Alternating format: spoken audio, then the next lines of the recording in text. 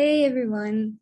So this is a video about 3 types of responses that you might get when you're setting boundaries with people. 3 types of responses that are maybe unpleasant for you, and how you can translate those, how you can understand those, and how you can respond to them.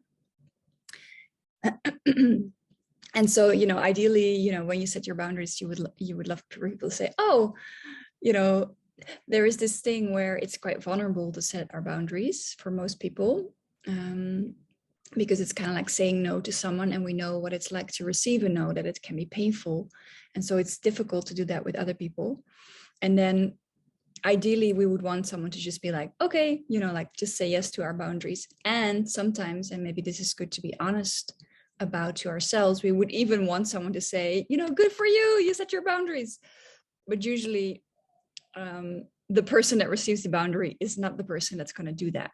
So that's maybe good to keep in mind, that maybe, whatever type of response you're getting, what you might be needing instead is someone else to tell you, like, whatever way you set your boundary, if it was not in a perfect way, it's, for most people, it's a big step. Right. So and if you don't have anyone to hear that from, just hear it from me now. It's a big step that you're taking when you're setting your boundaries, when you didn't do that previously in this specific type of situation or at all. And so yay, good for you. This is super important, and it's important for you and your energy, to protect your energy, to protect your health, but also for the relationship, because if you're not doing that and you're just doing things that you don't want to do, that's not healthy for the relationship either. So just know that, this is the best thing you can do. So, but it can be hard for people to receive, right? So here's my 3 types of responses. So the first one is that you get any type of judgment. So people might say, wow, you're being so harsh, or you're being very hard to cooperate with lately, or, depending on the context, whether it's at work or with a partner or with a friend. And so here, it's good to, first of all, notice it's a judgment, right? It's not a truth.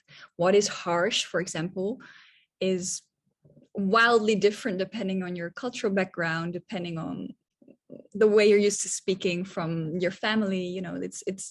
There's a lot of variety there. What is harsh? Maybe I'm just being very clear, in my experience.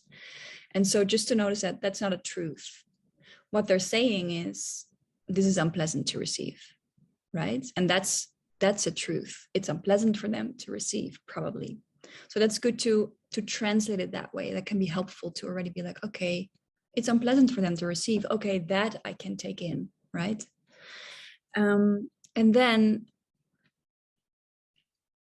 to do a little bit of learning from that, like, okay, what am I taking from that? It's unpleasant for them. Do I need to learn something here? Or is it that they need to learn something, or maybe both, right? And so this is about just being really honest with yourself. And maybe you do want to check with a few people, like, how do you think this came across? Not to be like sort of crowdsourcing the truth or something, but just to be, to get some sort of perspective. For me, it's usually helpful. And I know which people to ask that are sort of honest with me about that, and not only just reassuring me. And just to ask myself, like, do I want to do it differently next time? I don't want to judge myself right now. This is what this is what I was able to do right now. Do I want to do it differently next time? And sometimes there can be, how to say this?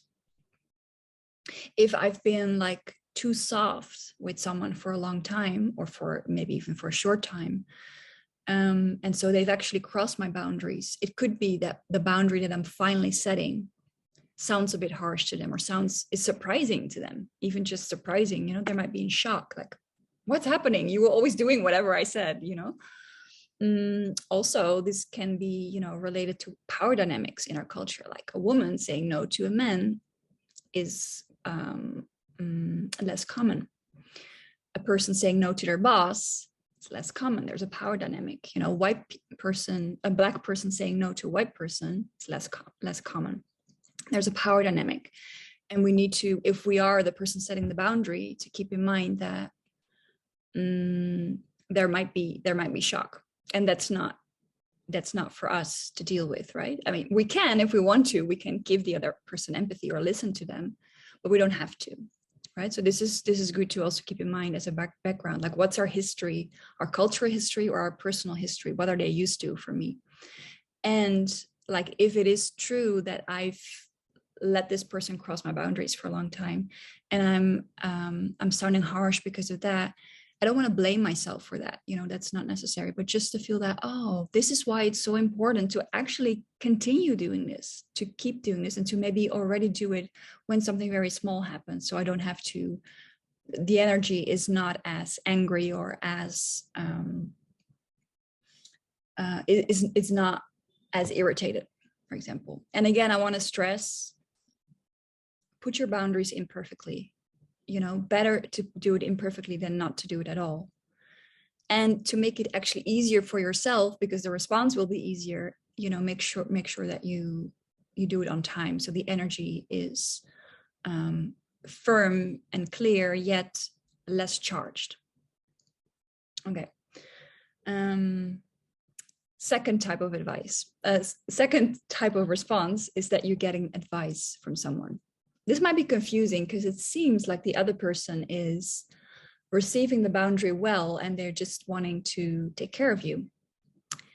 And maybe that's also not unpleasant to receive. But if it's unpleasant, it's interesting to ask, like, oh, what makes them give me advice in this moment? So the advice could, for example, be like, you know, I'm saying, I don't want to come to this party tonight, or I'm staying at home all week. And then someone that wanted to go with me might be like giving me advice, like, oh, maybe you should, you know, I think you should go to bed earlier, or, you know, like, I think you shouldn't work that much. And if it's unpleasant for us, it's usually because it's not really about helping us. It's about them wanting to fix us in order for us to say yes to their thing and not to set that boundary of not to give that no. Right. So it's hard for them to receive the no. And so they want to change you. And you can sense that. That's why it's unpleasant, this type of advice. It's like wanting to fix us, not for us, not for our benefit. And so here, let me think what to do with that. Well, you don't have to do anything with that. I mean, you don't have to really engage with that. Or you can, you know, if you're in a conversation with them, you can just say that, hey, in this moment, I'm not really looking for advice. All right, very simple. This is what you can say to any type of advice you're getting when you don't want to get advice. Okay. Third one is that the other person is ignoring you. So, for example, what I noticed, a very small situation, but if you follow me on Instagram, you know that at the moment I'm not wanting to be touched at all. This was something that came out of an energy healing session, and something that my inner child was very clearly communicating, that we don't want to be touched at all by anyone at this moment. So this is what I've been communicating to people. And sometimes, you know, I've given a bit more of an explanation, and sometimes I don't know the person at all and they just want to hug me, and I'm just saying, hey, at the moment I'm not touching anyone. And what I noticed with one person is that they were standing in line with me. They were standing in front of me, and they turned around and were like, hey, they were recognizing me and they wanted to hug me. I was like, hey, I'm not touching anyone at the moment. And they just immediately turned around and just didn't talk to me. And my interpretation was, oh, they're a bit in shock. They're a bit like, they were not expecting this and they don't know how to handle it. And maybe it's a little bit painful as well, because after all, it's a no, right, to something that they were about to do. And let me check. Yeah, I'm recording. Also, I just ate something. Okay. But so ignoring can be a way, you know, ignoring is, again, it's a bit of an interpretation, right? It can be someone's way to just protect themselves when they're in pain. Like they just retreat. It's retreating. And that's what I'm guessing was going on with this person. It can also be, and maybe this is also what was going on with this particular person, that the thing they were asking you and that you said no to was the only thing they wanted from you. So they're not really in a relationship with you. And now that there is a no to this particular thing, they don't really have anything else that they want with you, right? And this can be a bit painful to acknowledge, like, oh, they actually only wanted my help, and now that I'm not giving my help, they're not interested in me anymore, right? So it was more of a transactional relationship. They didn't really want to get to know me, or they didn't really want to spend time with me just for me, for my personality, or for me. And lastly, what could be going on is that they get this no to, you know, me helping someone or me giving someone a hug, and they are a bit surprised, and they don't really know what it is that you want from the connection. So it's like they heard like, oh, I don't want to give a hug, but they need maybe a bit more clarity that I do want to talk to you. You know, like it doesn't mean, they kind of misinterpret maybe this no to do this one particular thing. Like, I don't want to help you. You know, I don't have the energy to help you moving this week, but I would be happy to maybe next week, I don't know, help you hang some of your paintings. I'm just saying, I'm making up something.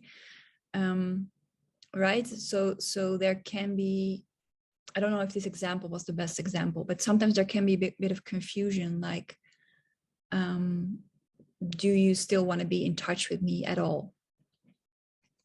So you can check yourself if that's, you know, if do you have a no to this one thing that they're asking of you, or do you have a no to the relationship as a whole? I guess that's how I want to say it. So this question goes two ways. Like, does the other person, did they just want this one thing from you and they don't want a relationship in general? Or is that the case for you? And do you need to communicate that to be even more clear? So yeah, these are 3 types of reactions that you can get. And if you get another type of reaction, let me know in the comments so I can help you with that. And maybe I can add it to another video, or just respond to you. If you like this, like it, like the video. And if you didn't subscribe yet, subscribe so you know whenever I have a new video coming up. And if you have any suggestions for videos or just questions, also let me know in the comments, and I might use that for another video. All right, let me know what you thought of this as well. I'm curious to hear your experiences, and see you soon. Ciao.